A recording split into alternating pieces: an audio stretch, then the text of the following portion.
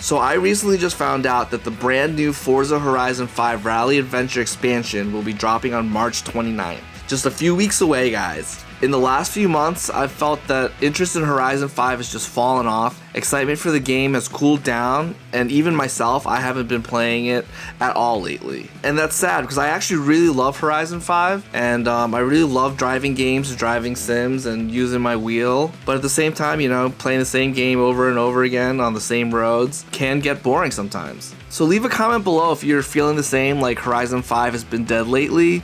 But Horizon Rally is coming at the end of the month, and I think this is just what we need to get back in the game. The new expansion takes us to a place called Sierra Nueva. So they've just dropped the map, and for me, taking a look at it, the amount of roads looks a little weak, and it doesn't look as big as the base map, but there seems to be some pretty diverse areas to explore. I'm excited to see what they're calling the Desert Gorge. Looks like they have some great canyons, so definitely a lot of togue potential there. They have an area called the Abandoned Quarry, which seems like it'll have a lot of good dirt trails, perfect for rally. And they have another area called the Rugged Dunes that could prove to be fun. I like driving around in the dunes. It's not my favorite thing to do, but I think it'll be a good contrast and texture. I think it'll add some great diversity to this expansion. And from looking at also the car list that's being released with this game, it looks like this rally adventure should have been called Forza Horizon Rally and Baja Adventure. There's actually, I think, a lot more Baja elements in this expansion than Rally, and I'll get to that later in this video, especially because a lot of the vehicles being added to this expansion are trophy trucks, side-by-sides, and dune buggies. Now, the new area, Sierra Nueva, won't be connected to the main game or the main map by road, so you won't be able to drive to it. It'll be a separate area that you have to launch into, just like the other Forza Horizon expansions that they've released in the past. In the gameplay footage preview, we're seeing rally course signs showing turn indications and how sharp the turns are, and they even indicate the type of terrain that you're driving over directly on the HUD. There's even a chicken indicator letting you know when the chickens are crossing the road, but not why. In the preview here, you also have a co-driver who's making calls for upcoming turns. Easy right, then bumps, medium left. Okay, scouting again. Crash the gates into a jump. Double caution on the water landing, then hard left at the cement carrier, and we'll be back on the route. I don't know if this features only in the introduction race or if it's actually for all the races, but I think the callouts are a nice touch, and I hope it stays in the game for all the rally races. All these new features I just mentioned, they take a lot of cues from other rally games and other simulators.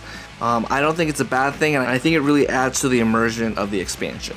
Another new thing that's been added in this expansion, which I think a lot of people will be excited about, I'm excited to try it, is the new anti-lag turbo systems. It's a new mod that you can add when you're building your cars. Personally, I actually have no experience driving anti-lag cars, so I'm really excited to try out the anti-lag system and see how it works. But I'm just really curious how it's gonna add to the game, and how it's gonna add or maybe potentially take away from the experience of driving. For those of you who don't know what anti-lag is, in theory, what anti-lag does is it keeps your turbo spooled up so there's no lag, just like the name implies, so you're pretty much boosted up all the time. Personally, I think super turbos are really cool as an anti-lag system. So a super turbo is pretty much a supercharger and a turbo on the same motor, so that for high-end boost, you're using the turbo, and for low-end boost, you're using the supercharger.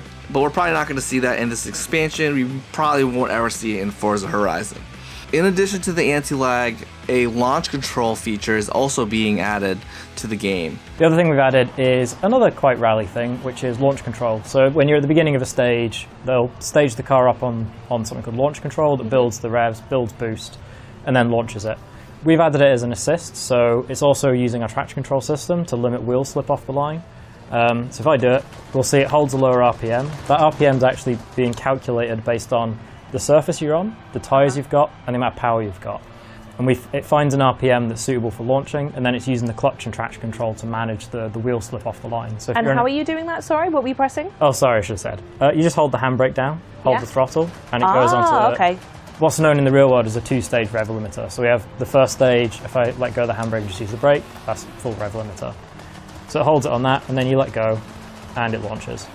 And basically what it's doing behind the scenes is it's controlling how much power and how much slip to get you accelerating with the minimum amount of power and the minimum amount of slip. Exactly that. So in theory, it's about the best possible launch the car can do. I say about because there's always some variables that we can't capture, but I'd say in 95 to 97%, it's going to be as fast as you can launch. And you said that at the start of a race, launch control is your car is pushed into launch control, so you just need to hold the accelerator. Yeah, you don't and need launch to control press the handbrake. It's auto-engaged for you. So the handbrake, accelerate, release handbrake, that's for free roam. Yeah, that's just for free roam. Okay. The other feature, our anti-lag is actually built with launch control in mind. They were developed together. So it will build boost while you're on the second rev limiter.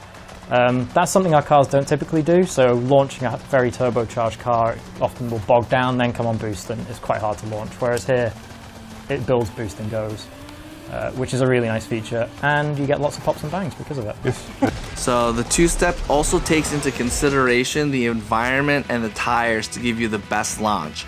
You're getting a computer launch is pretty much what you're getting. Like, the game will do all these calculations for you, so pretty much you get a very true and straight launch at the proper RPM. You know, two-step is a little bit more of a drag racing feature, so I don't know how appropriate it is for this rally expansion, but still, I'm not complaining. Who doesn't love a good two-step? So as I was kind of mentioning earlier, there's going to be 10 new vehicles launched with this expansion. I'll talk about kind of the ones that I'm excited about, which are the Ford Lightning. So this is the new Ford Lightning, the electric one. It's not the original Ford Lightning, you know, Harry's truck from Fast and the Furious. The other vehicle I'm excited about is the 1973 Hoonigan Volkswagen Baja Beetle. So shout out to Hoonigan. They've got another collab on this game. Honestly, the Hoonigan Escort is actually one of my favorite cars in the game. And in Horizon 4, the Volkswagen Dune Buggy was also one of my favorite vehicles. I was always using it for all the off-road stuff. It handled way better than any of the trucks did, and it was also much quicker than the trucks and the Jeeps, in my opinion. So I'm pretty excited to be seeing this vehicle added to the game, and I'm probably going to be using that a lot. Also, a 2001 Ford Focus RS is being added to the game. It's the only rally car being added to the game. Like I said, most of these, not most, all of the other vehicles are going to be trucks or some type of off-road vehicle, but not actual rally cars.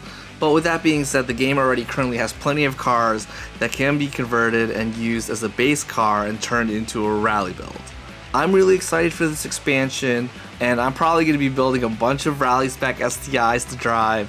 I've already got a couple ideas in my head.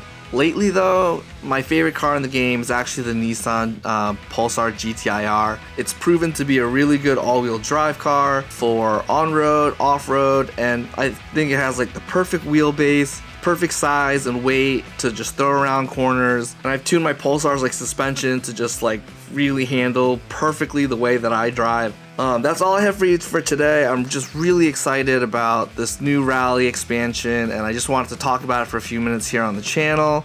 You know, get you guys hyped up on it. So let me know in the comments if you guys are excited for this new expansion and what cars you plan to build and drive.